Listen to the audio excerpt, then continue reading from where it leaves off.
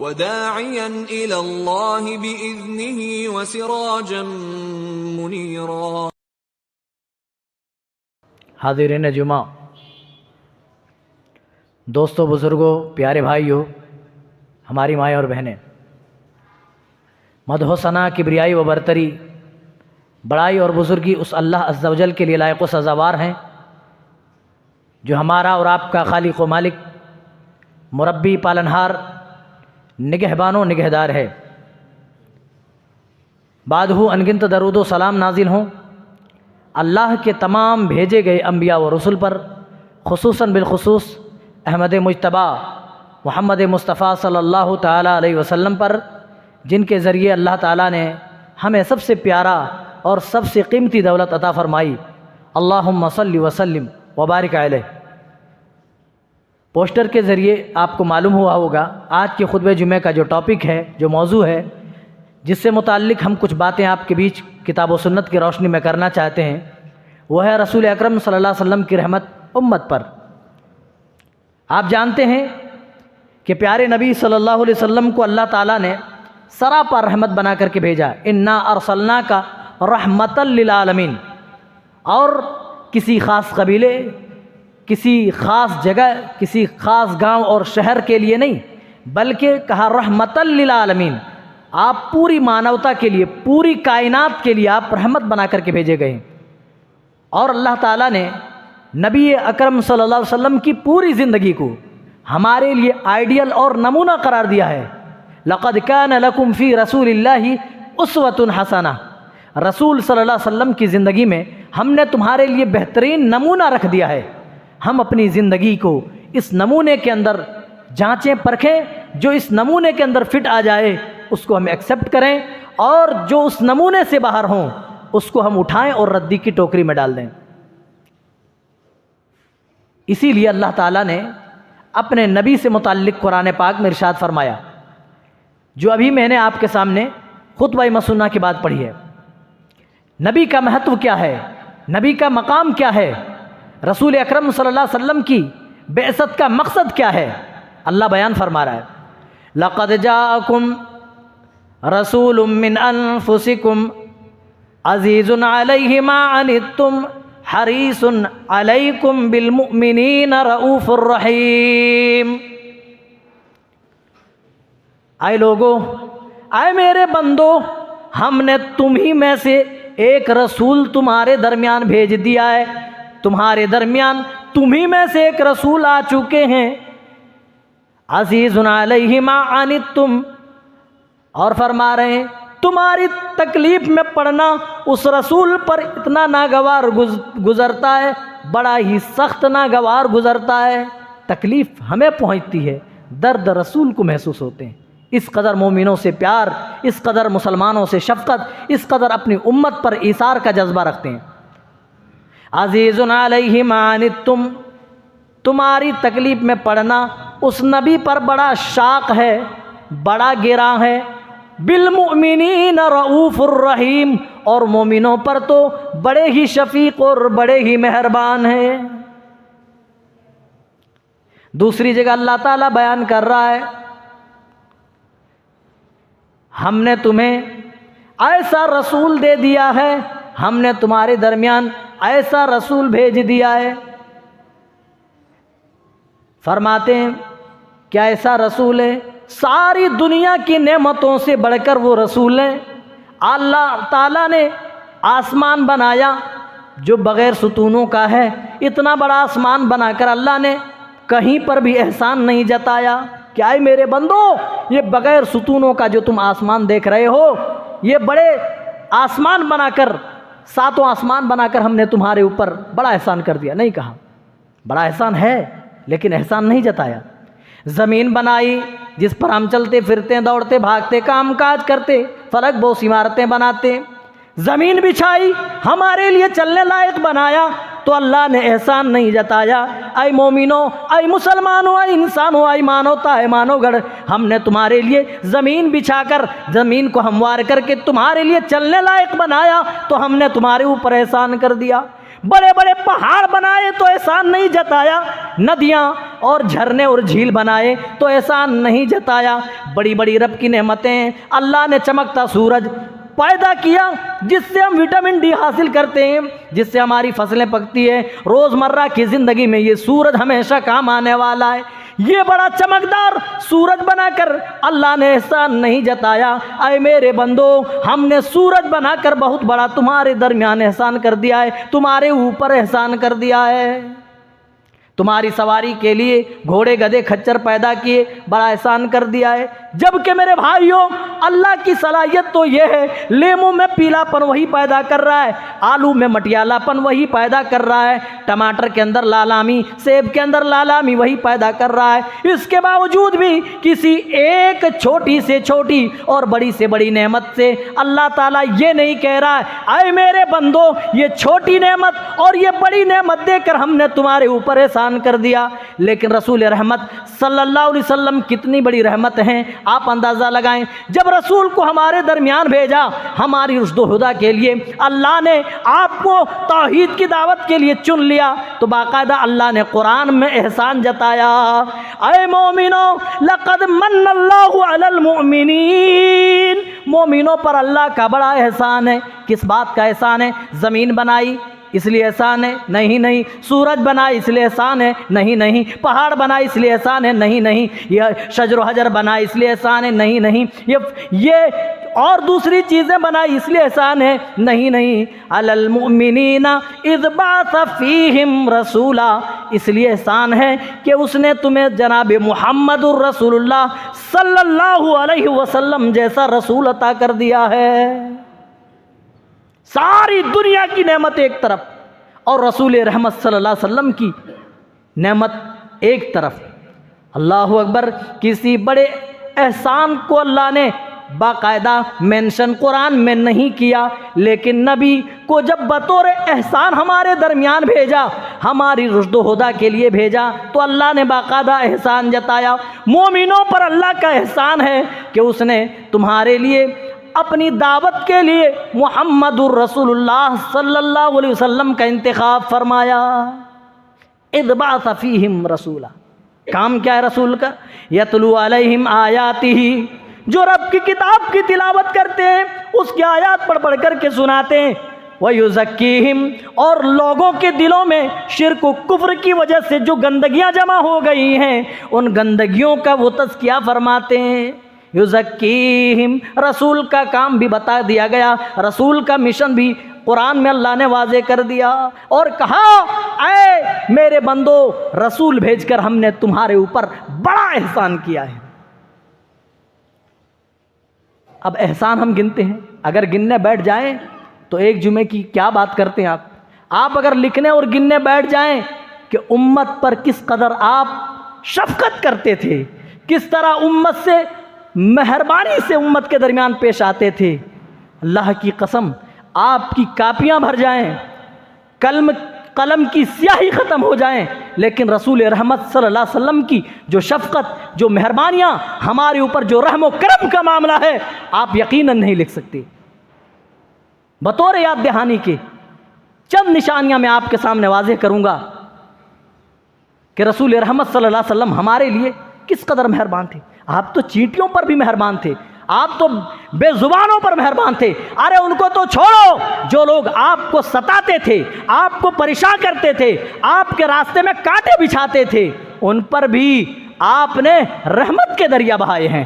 سیرت کے اوراق پلٹ کر کے دیکھو، اگر تم نے اپنے نبی کی زندگی کو غیر مسلمین تک پہنچایا ہوتا تو اللہ کی قسم یہ در در بھٹک کر کے ہمیں یہ بتانا نہ پڑتا کہ بھائی ہم غلط لوگ نہیں ہیں، ٹیررسٹ اور آتنکواد نہیں ہے جس طرح آج ہمارے اوپر الزام دیا جا رہا ہے، بلکہ رسول رحمت صلی اللہ علیہ وسلم کے کیریکٹر کو پڑھتے، آپ کے اخلاق کو پڑھتے، آپ کے کردار کو پڑھتے، آپ نے جو رحمت کے دریا بے زبان مخلوقات پر بہائے ہیں، اپنے دشمنوں پر بہلائے ہیں، اللہ کی قسم سخت سے سخت بڑا دل رکھنے والا آدمی بھی پسیج جاتا، ان کے دل بھی موم ہو جاتے۔ لیکن میرے بھائیوں، ہمیں پوری زندگی اپنے رسول کی زندگی پڑھنے کا موقع نہیں ملا، آپ کی جیونی پڑھنے کا موقع نہ ملا، فرصت نہ ملی، ہم دوسروں کو کیا بتائیں گے اپنے رسول رحمت کے بارے میں؟ قرآن اور حدیث کا مطالعہ آپ کریں. قرآن میں خود اللہ نے کہا کہ ہم نے تمہارے اوپر احسان کر دیا ہے. اب رسول کی رحمت دیکھیے، مسواک کتنی اہمیت ہے رسول کی نگاہ میں. اللہ اکبر. ایک فرمان سے سمجھ لیتے ہیں. آپ فرما رہے ہیں، حضرت ابو ہریرہ حدیث کے راوی ہیں، حدیث متفق علیہ، بخاری مسلم دونوں کے اندر موجود ہے، لولا ان اشق علی امتی لامرتهم بالسواک مع کل صلاۃ. اگر میری امت پر مسواک گرا نہ ہوتی، مشکل نہ ہوتی، تو میں اپنی امت کو حکم دیتا کہ ہر نماز سے پہلے وہ مسواک کریں. لیکن آپ نے دیکھا، امت کا درد محسوس کیا کہ میری امت پر گراں ہے، مشکل ہے، اس لیے میں تاکیدی حکم نہیں دے رہا ہوں. ہاں، مسواک کی اہمیت اور اس کی افادیت ابھی بھی اپنی جگہ پر باقی ہے. آپ کی نگاہ میں کتنی اہم تھی مسواک. انتقال کے وقت جب دنیا سے رخصت ہونے والے ہیں، اما عائشہ فرماتی ہیں، صحیح بخاری کی روایت ہے، حضرت انس سے بھی مروی روایت میں بھی اس چیز کو واضح کیا گیا ہے کہ نبی رحمت صلی اللہ علیہ وسلم کا سر اما عائشہ کی گود میں. آپ بار بار اما عائشہ کے بھائی عبد الرحمن بن ابو بکر کو دیکھ رہے ہیں. اما عائشہ سمجھ گئی کہ میرے نبی مسواک کرنا چاہتے ہیں، کیونکہ عبد الرحمن بن ابو بکر کے ہاتھ میں اس وقت ایک تازی مسواک تھی. اما عائشہ نے اپنے بھائی عبد الرحمن سے وہ مسواک لی اور اپنے دانتوں سے نرم کیا اور پیارے نبی کے ہاتھ میں دیا. پیارے نبی کے بارے میں اما عائشہ کہتی ہیں، پیارے نبی نے اتنی اچھی طرح سے مسواک کیا جس طرح آپ زندگی میں صحت یابی میں آپ مسواک کیا کرتے تھے. یہی وہ دور تھا، یہی وہ لمحہ تھا، یہی وہ گھڑی تھی جب پیارے نبی صلی اللہ علیہ وسلم کے ہاتھ لٹک گئے اور نگاہیں چھت سے جا لگی. آپ کی زبان سے باواز بلند یہ کلمات نکلنے لگے، اللہم بالرفیق الاعلیٰ، اللہم بالرفیق الاعلیٰ. اے اللہ مجھے رفیق اعلیٰ سے ملا دے. اے اللہ تو رفیق اعلیٰ، تو رفیق اعلیٰ. اللہ تو اپنے جان نشینوں میں تو ہمارا بھی شمار فرما لے. یہ کہہ کر آپ نے دم توڑ دیا اور ہمیشہ ہمیش کے لیے دنیا سے چلے گئے. میرے ساتھیوں، مسواک آپ کی نگاہ میں اتنی اہم تھی کہ انتقال سے پہلے جب روح جسد عنصری سے پرواز کرنے والی تھی تب بھی آپ نے ترک نہیں کیا. لیکن امت پر فرض اس لیے نہیں کر رہے ہیں کہ کہیں میری امت اس مسواک کی وجہ سے فرض نماز نہ چھوڑ دیں. میری امت سے فرض نماز چھوٹے گی، اللہ تعالیٰ میری امت کو سزا دے گا، جہنم میں ڈالے گا، اور میں اپنی امت کو جہنم میں جلتا ہوا نہیں دیکھ سکتا. پیارے نبی تو تمہارے لیے اتنا درد رکھتے ہیں کہیں میری امت کے لوگ جہنم میں نہ جلیں، اسی لیے مسواک کو فرض نہیں کر رہے ہیں. اب دیہات کے لوگ نیم کی کہیں بھی درخت پہ چڑھ کر کے توڑ لیں گے، لیکن جو بیچ ٹاؤن میں رہتا ہو، بیچ شہر میں رہتا ہو، وہ کہے گا کہ میں اذان ہوئی، مؤذن صاحب اذان دیے، اب آدمی جا رہا بازار کی طرف، مارکیٹ کی طرف. کہاں جا رہا بھائی؟ مسواک لینے جا رہا. جب تک وہ مسواک لینے جائے گا، مارکیٹ کی طرف، دکان کی طرف جائے گا، تب تک میری امت سے فرض جیسی نماز چھوٹ جائے گی. اے فرض نماز جان بوجھ کر چھوڑنے والوں، میرے نبی نے مسواک اس لیے فرض نہیں کی، اتنی اہمیت ہونے کے باوجود کہ میری امت سے فرض نماز نہ چھوٹ جائے. آج دھڑلے کے ساتھ بلا کسی درد کے، بلا کسی کیفیت کے آج نمازوں کو ضائع کرتے ہو، آج نمازوں کو چھوڑتے ہو، آج نمازوں کی بربادی تمہارے یہاں سے ہو رہی ہے.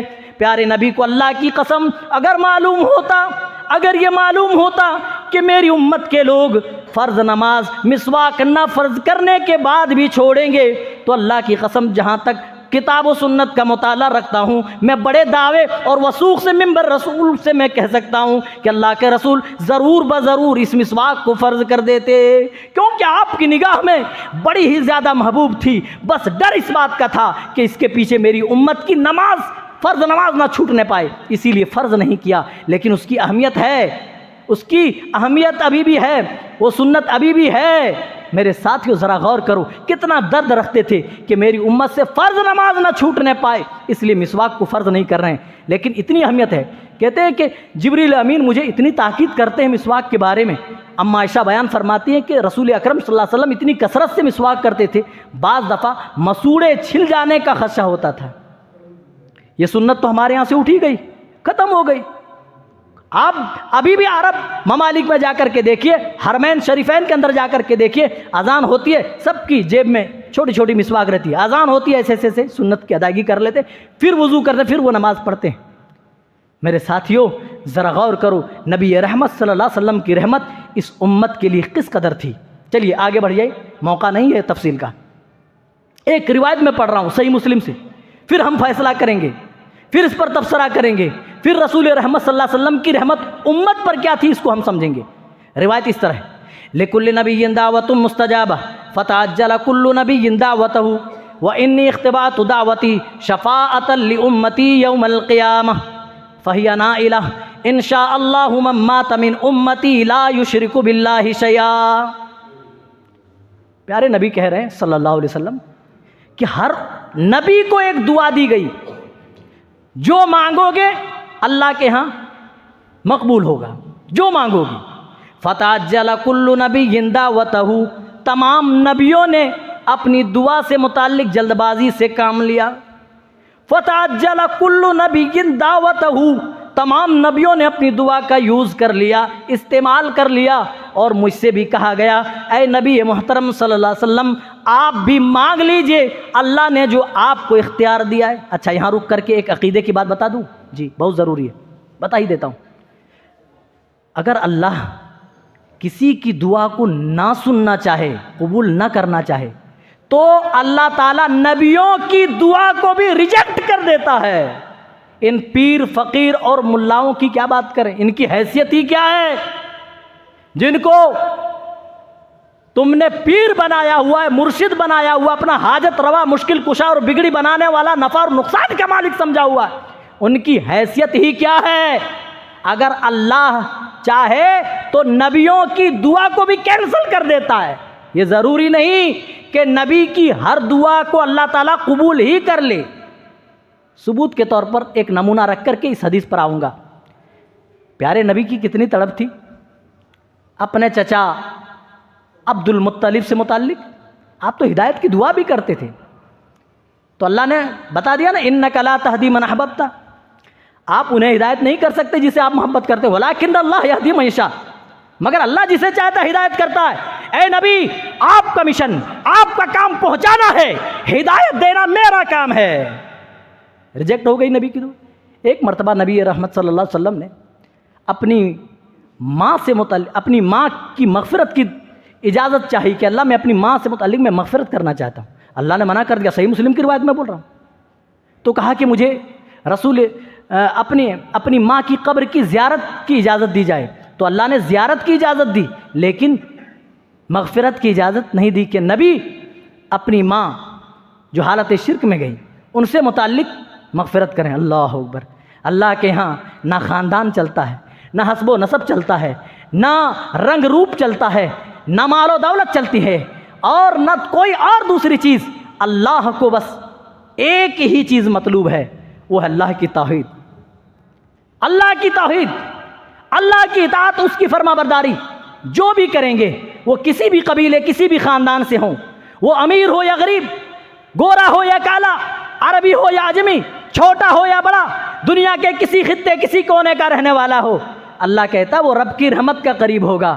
اور کوئی کتنا ہی قریبی کیوں نہ ہو، نبی کا سگا ہو، نبی کے خاندان کا ہو، ان کے پاس اگر توحید نہیں ہے، رب کی اطاعت نہیں ہے، رب کی فرما برداری نہیں ہے، تو یہ ساری قربت ہونے کے باوجود بھی اللہ کے عذاب سے انہیں نہیں بچا سکتا۔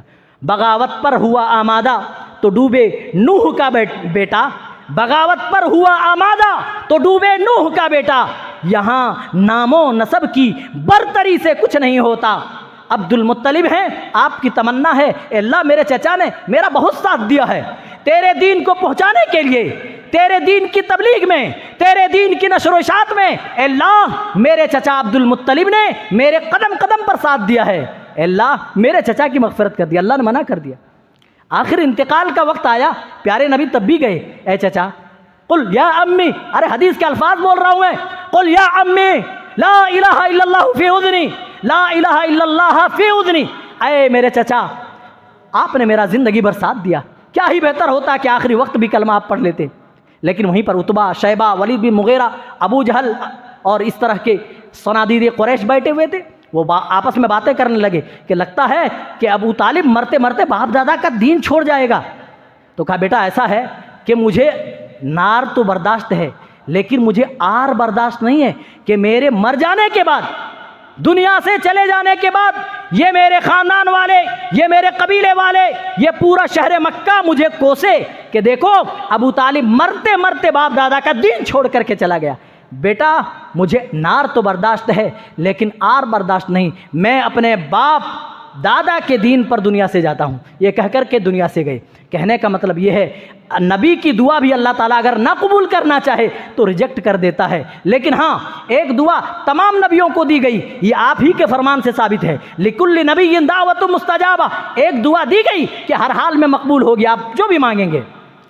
آپ خود بیان کرتے ہیں فَتَعَجَّلَ كُلُّ نَبِيٍّ دَعْوَتَهُ، تمام نبیوں نے اس دعا کا یوز دنیا میں کر لیا، استعمال کر لیا۔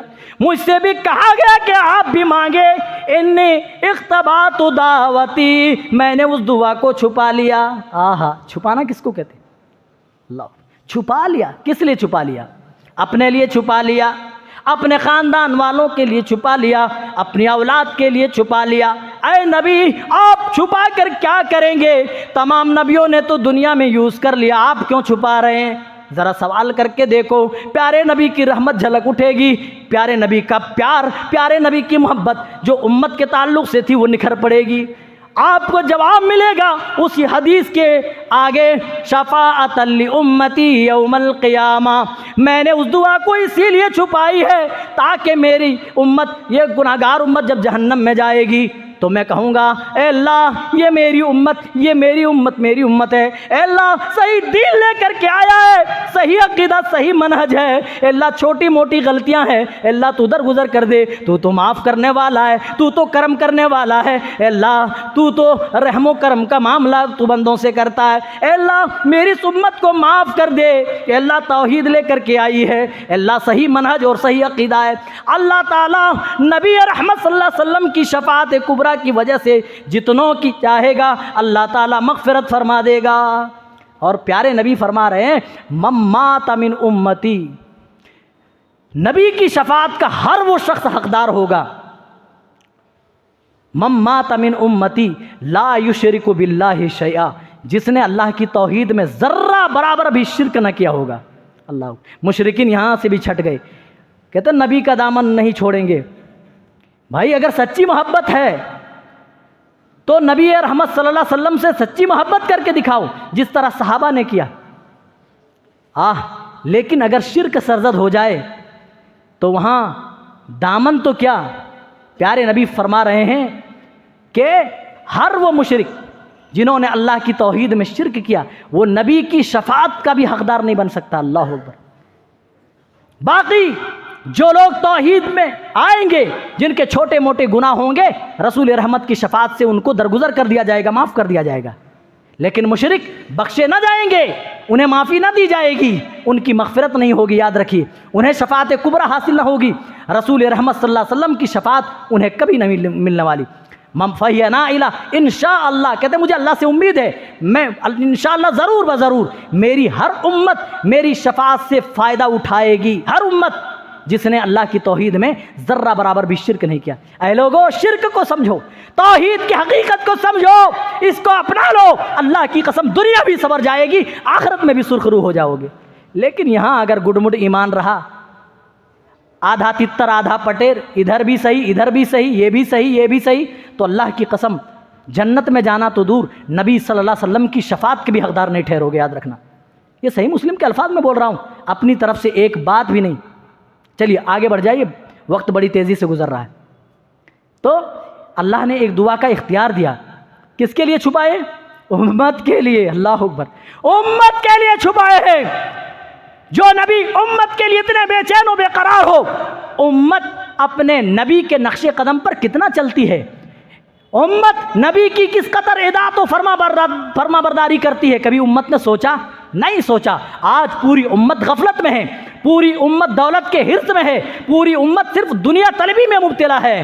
امت چاہتی ہے کہ اس نبی رحمت کا جواب رحمت سے ہم دیں، اطاعت و فرما برداری سے دیں، آپ کی اتباع اور پیروی سے دیں، نہیں۔ چلیے آگے بڑھیے۔ پیارے نبی صلی اللہ علیہ وسلم ایک مرتبہ قرآن پڑھ رہے ہیں، دوران تلاوت حضرت ابراہیم علیہ السلام کی دعا سے گزرتے ہیں، سورہ ابراہیم، رب انہن اضللن کثیرا من الناس، بتوں کے بارے میں اللہ نے کہا اے اللہ ان معبودان باطلہ نے تو بہت سارے لوگوں کو راہ راست سے بھٹکا دیا ہے، اضللن کثیرا من الناس، بہت سارے لوگوں کو گمراہ کر دیا ہے، فمن تبعنی فإنہ منی، اے اللہ جو میری اتباع کر رہے ہیں، جو میرے طریقے پہ چل رہے ہیں، فإنہ منی، وہ تو میرے پیروکار ہیں، وہ تو میرے رستے چلنے والے ہیں، ومن عصانی، اے اللہ جو میری نافرمانی کر رہے ہیں، فإنک غفور الرحیم، انہیں بھی تو معاف کر دے تو بھلا تیری رحمت میں کون سی کمی آ جائے گی۔ اے اللہ میرے رستے جو چلتے ہیں ہاں وہ تو میرے ماننے والے ہیں، اے اللہ لیکن جو نہیں چل رہے ان کو بھی تو معاف کر دے تو تیری رحمت میں کیا کمی آ جائے گی۔ حضرت ابراہیم کی یہ دعا ہے اپنی امت کے لیے۔ پھر حضرت عیسیٰ علیہ السلام کی دعا سے گزرتے ہیں، ان تعذبہم، اپنی امت کے لیے عیسیٰ علیہ السلام دعا کر رہے ہیں، اے اللہ اگر تو انہیں عذاب دے، ان تعذبہم فإنہم عبادک، تو تجھے پورا اختیار ہے اے اللہ کیونکہ یہ تیرے ہی بندے ہیں، تجھے پورا حق ہے تو انہیں عذاب دے۔ وَإِن تَغْفِرْ لَهُمْ، لیکن تو اگر انہیں معاف کر دے، فَإِنَّكَ أَنْتَ الْعَزِيزُ الْحَكِيمُ، تو غالب حکمتوں والا تو ہی ہے، بھلا تیری شان میں کیا کمی آئے گی۔ یہ دونوں دعا پیارے نبی پڑھ رہے ہیں، تلاوت قرآن پاک کے درمیان یہ دونوں دعائیں آتی ہیں۔ پیارے نبی کے بارے میں آتا ہے فَبَكَى رسول اللہ صلی اللہ علیہ وسلم، پیارے نبی دونوں دعا پڑھ کر کے رونے لگے حتیٰ کہ اللہ تعالیٰ نے جبریل امین کو بھیج دیا۔ اے جبریل، اللہ کو سب پتہ ہے لیکن جبریل امین کو بھیج کر کے پوچھ رہے ہیں، اے جبریل جا کر نبی سے پوچھو کیوں روتے ہیں۔ کہا آپ کیوں رو رہے ہیں؟ پیارے نبی جواب دے رہے ہیں، ہے جبریل دیکھو حضرت ابراہیم نے بھی اپنی امت کے لیے دعا کر لی، حضرت عیسیٰ نے بھی اپنی امت کے لیے دعا کر لی، میں اس لیے روتا ہوں قیامت کا دن ہوگا، لوگ نفسی نفسی کے عالم میں ہوں گے، انبیاء بھی اس دن نفسی نفسی کے سوا کچھ نہ کہیں گے، ایسی گھڑی میں میری امت کا کیا ہوگا؟ اللہم امتی امتی امتی، اے اللہ میں اپنی امت کے بارے میں سوچ سوچ کر کے رو رہا ہوں، اپنی امت کے بارے میں آنسو بہا رہے ہوں۔ اے میرے ساتھیوں، آج تم کسی کرکٹر کے دیوانے ہو، کسی فلمی ایکٹر کے تم فین بنے ہوئے ہو، ان کے نقش قدم پر چلتے ہو، جو تمہیں جانتا بھی نہیں ہے، جو تمہیں پہچانتا بھی نہیں ہے، اور جو تمہارے لیے راتوں کو اٹھ کر روتے ہیں، تمہارے لیے دعائیں کرتے ہیں، اے اللہ میری امت کا کیا بنے گا؟ اے اللہ میری امت کی نیا اس دن کیسے پار لگے گی؟ تمہارے لیے رسول اتنے فکر مند، ارے ان کی سنتوں کو تم کچلتے ہو، پسے پشت ڈال کر کے بلڈوزر چلاتے ہو، ذرا تصور تو کرو اس نبی کو ہم نے کیا دیا۔ رو رہے ہیں، اللہ جبریل امین سے اللہ پوچھ رہا ہے کیوں رو رہے ہیں؟ جواب دیتا اللہ، اے اللہ اپنی امت کے بارے میں سوچ سوچ کر کے رو رہے ہیں۔ اللہ نے ایک پیغام دیا، وحی دی کہ جاؤ نبی کو سنا دو۔ وہ پیغام لے کر کے آتے ہیں، حضرت جبریل اللہ کی طرف سے پیغام لاتے ہیں، اللہ کے رسول آپ کو اپنی امت کے تعلق سے بہت زیادہ فکر مند ہونے کی ضرورت نہیں ہے، جو صحیح دین، جو صحیح عقیدہ، جو صحیح توحید لے کر کے آئیں گے، جو شرک سے کٹ کر، جو شرک سے بچ کر آئیں گے، ہم ان کو درگزر کر دیں گے، ان کو معاف کرنے کو تیار ہیں۔ اللہ کے رسول آپ کو اپنی امت کے بارے میں زیادہ فکر مند ہونے کی ضرورت نہیں، انک سنردیک فی امتک ولا نسوک، اس دن آپ کو ہم بھلائیں گے نہیں بلکہ اس دن آپ کو ہم راضی کر دیں گے۔ یہاں راتوں کو اٹھ کر نبی اپنی امت کے لیے رو رہے ہیں، آنسو بہا رہے ہیں، یہ نبی کی رحمت تھی اپنی امت پر۔ آخری بات بتا کر، کیونکہ وقت نہیں ہے، اگر رحمت گناتے بیٹھ جاؤں تو 2-3 جمعے لگاتار اس کی قسطیں بن سکتی ہیں۔ چلیے میرے بھائی، نماز جس کو ہم نے بڑی معمولی سمجھ لیا ہے، 5 وقتہ نمازوں کی بات کر رہا ہوں، ہفتے میں 1 دن جمعہ کی نماز آتی ہے، اس کے لیے بھی ہمیں فرصت نہیں۔ کب آتے؟ جب خطبہ ختم ہونے میں 5 منٹ ہوتا ہے، 5 منٹ خطبہ شروع ہونے سے پہلے صرف چند افراد موجود تھے۔ میں پوچھتا ہوں، یہ بے دینی نہیں ہے، یہ دین سے دوری نہیں ہے، یہ دنیا پرستی کی دلیل نہیں ہے کہ آدمی دنیا میں اس طرح بزی ہو جائے کہ ایک دن بھی اللہ کے سامنے نہا دھو کر اچھے کپڑے ملبوس کر کے سر جھکانے کے لیے خطبہ جمعہ سے پہلے حاضر ہو جائے، اذان سے پہلے آ جائے۔ نہیں، دنیا پرستی میں اس قدر مبتلا ہے کہ ہفتے میں 1 دن اللہ نے رکھا تو اس میں بھی حاضری تم سے نہیں ہوتی ہے۔ ذرا غور کرو، کیا منہ دکھاؤ گے اللہ کو؟ کیا لے کر کے جاؤ گے؟ یہ دنیا اللہ کی قسم یہیں کی دھری رہ جائے گی۔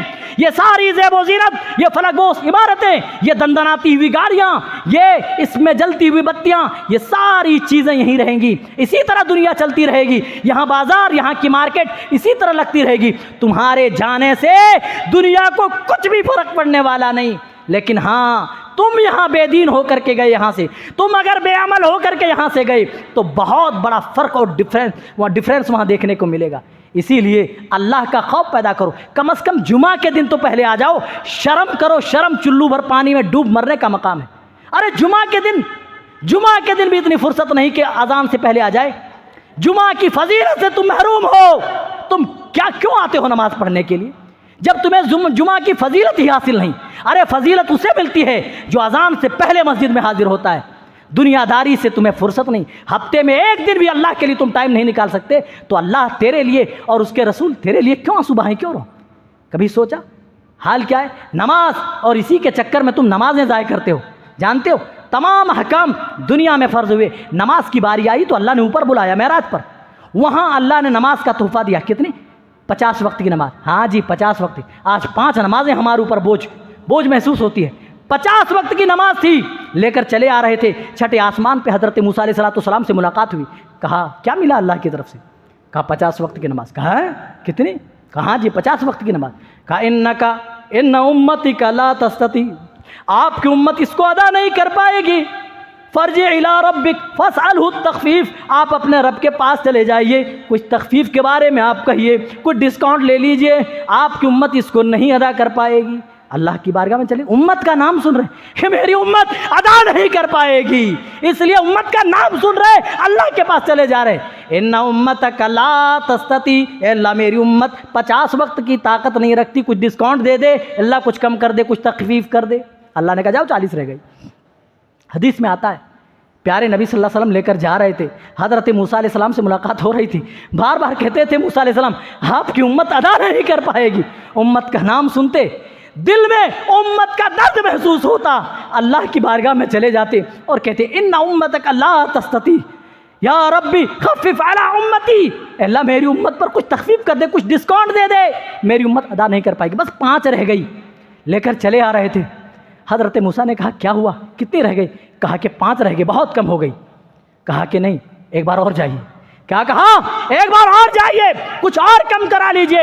فإنی، ارے حدیث کے الفاظ سنیں، فإنی قد بلغت بنی اسرائیل وخبرتہم، میں بنی اسرائیل کے درمیان نبی بنایا جا چکا ہوں، میں ان کے بارے میں اچھی طرح باخبر ہوں۔